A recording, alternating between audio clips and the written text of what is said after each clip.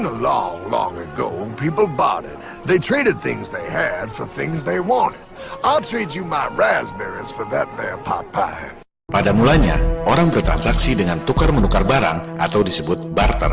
Transaksi ini dirasa kurang praktis karena harus bawa-bawa barang kemana-mana. Then one day, a goldsmith walked up and said, Lalu, datanglah bankir pedagang emas memberi solusi agar transaksi perdagangan menjadi lebih praktis. Now, everybody thinks gold is valuable, so why doesn't everybody trade gold for things they need? a price was set for gold, and now it was very easy to conduct commerce because people could trade gold for all the things they needed. Maka dimulailah babak baru. Emas, juga perak dan tembaga dijadikan alat tukar alias uang. Ini adalah kondisi ideal, sebab emas itu ada nilai intrinsiknya. Jadi, uang itu betul-betul ada harganya. Look at all my gold! Hey, stop them! That's my gold! Tapi, jika emasnya banyak, rawan dicuri atau dirampok orang. Maka, para bankir pedagang emas datang kembali memberi solusi. Say there, Pile. I've got a vault and some guards. I can keep your gold safe for you for a small fee. Yeah, sure, that'd be awesome. You see, Pyle, this is how the first bank made money. Maka dimulailah era baru. Awalnya, bank menjadi tempat simpanan emas para nasabah. There you go, Pile. I owe you 100 gold coins. Selanjutnya, permainan berubah. Nasabah yang menitipkan emas pada bankir diberi tanda terima berupa kertas yang istilahnya IOU. Saya berutang padamu. Inilah asal-muasal uang kertas. Bank menjadi sentra peredaran uang. Jadi sebenarnya IOU alias uang kertas itu adalah surat utang, bukan uang sungguhan. Dan yang namanya bank sentral itu dari dulu memang swasta. Negara tak ikut campur urusan peredaran uang. Sama seperti sekarang, pemerintah Indonesia, Presiden Republik Indonesia tak boleh ikut campur urusan peredaran uang. Inilah sistem yang diterapkan di seluruh dunia sejak dulu. Okay, great.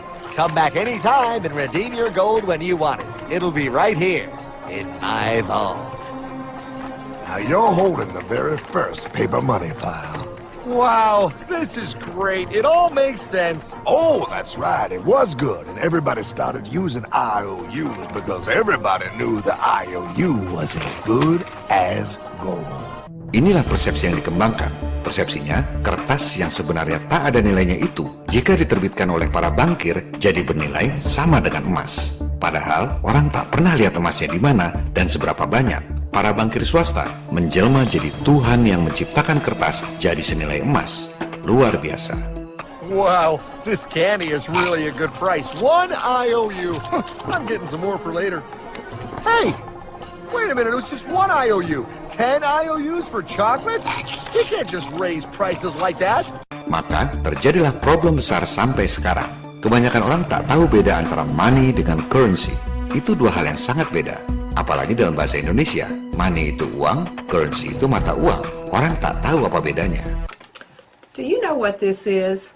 Now you may be thinking you, of all people, should know that you're holding money, but I'm making a point with a kind of tricky question.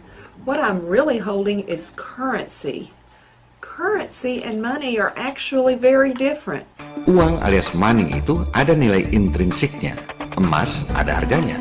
Zaman barter dulu, kambing ada harganya, ayam ada harganya. Sebaliknya, uang kertas alias currency itu tak ada nilai intrinsiknya. Akibatnya apa? Inflasi, harga-harga melambung tinggi. Currency fluctuates in value and over the long run becomes worth less and less. And that's also known by another name, inflation.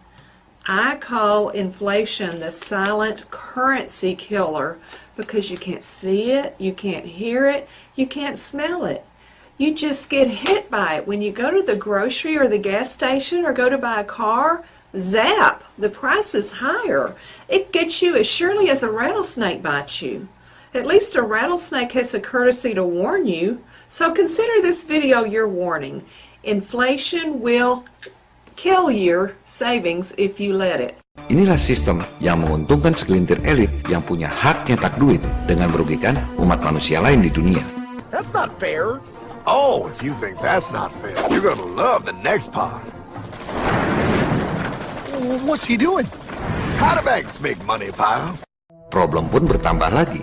Semua orang mengira bahwa uang kertas yang diterbitkan oleh bankir itu di backup dengan emas. Awalnya kan orang memang taruh emas, dapat surat utang IOU. Jadi wajar saja jika orang mengira uang kertas itu pasti ada backup emasnya. Padahal tidak. Para bankster itu nyetak duit tanpa backup emas. Modal dengkul. Coba Anda lihat laporan Dewan Gubernur Federal Reserve. Berapa jumlah dolar yang diedarkan? 1,4 triliun dolar. Kemudian Anda lihat situs resmi Departemen Keuangan Amerika. Berapa cadangan emas Amerika? Hanya 11 miliar dolar. Artinya apa? Cadangan emas hanya 0,8% dari duit dolar yang diedarkan. Parahnya lagi, tak ada hubungan antara simpanan emas dengan jumlah uang yang diedarkan. Nyimpan emas sekedar nyimpen, nyetak duit jalan terus. Tak ada hubungannya. Juga, silakan Anda lihat laporan keuangan Bank Indonesia. Jumlah uang yang diedarkan 586,7 triliun rupiah. Cadangan emas kita 36,7 triliun rupiah. Artinya, cadangan emas Indonesia hanya 6,3% dari jumlah rupiah yang diedarkan. Tak ada hubungan antara simpanan emas dengan jumlah uang yang diedarkan. He prints more IOUs without any more gold, loans them out for interest, makes a pretty penny, and nobody is the wiser. Unless everybody wanted their gold back at the same time. Sistem keuangan modern ini yang diajarkan di semua sekolah di seluruh dunia baru ketahuan bohongnya kalau semua orang sama-sama tarik duit dari bank pada waktu yang bersamaan. Rush. I'd like to redeem my IOUs, please. Thank you very much. Hey! I want my gold back now! Thief! Thief! Gotta love the bank run, bringing people together. See, they all found out he was stealing, made a run on the bank and demanded their gold, but as you can see,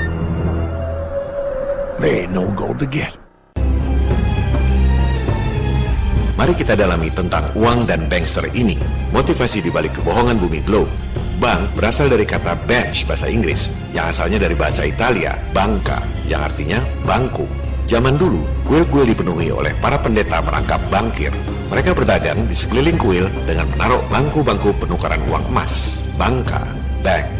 Mereka sebenarnya tak peduli Tuhan mana yang disembah di kuil itu. Yang penting, para jemaat yang datang ke kuil itu berdagang dengan mereka. Para jemaat jadi nasabah bankir pendeta. Itulah aktivitas yang terjadi di semua tempat-tempat peribadatan kuno. Kita sama mengetahui bahwa Ka'bah sebelum periode Islam menjadi tempat pemujaan berhala. Sebelum kemudian berhala-berhala itu dihancurkan oleh Nabi Muhammad SAW. Ajaran Islam sendiri mengharamkan riba alias praktek membungakan uang. Para bankir pendeta menaruh bangku-bangku tempat berdagang di kuil yang mana saja. Apapun agamanya, apapun Tuhannya, para bankir pendeta tetap praktik di situ. Kemudian, seperti yang dijelaskan lewat film kartun tadi, jika bankirnya korup dan nasabah tak bisa tarik kembali emasnya, nasabah pada ngamuk dan menjungkir balikan meja alias bangku atau bangka itu. Dari situlah timbul istilah bankrupt alias bangkrut. Bagi rekan-rekan yang beragama Kristen, tentu mengetahui kisah Nabi Isa atau Jesus menjungkir balikan bangku-bangku tempat berdagang di tempat ibadah. Itulah yang disebut bankrupt. Nabi Isa atau Jesus membangkrutkan para pendeta bankir. Jadi, sistem ekonomi berbasis bank sentral yang sebenarnya swasta, yang motivasi sebenarnya adalah mencari profit, yang diajarkan di semua sekolah di seluruh dunia, sebenarnya bertentangan dengan ajaran agama. Kenapa? Karena ajaran agama mengharamkan sistem yang dibuat untuk menguntungkan segelintir orang dengan merugikan umat manusia yang lain. Itulah sistem uang kertas yang ada di dompet Anda yang didesain oleh para bankster.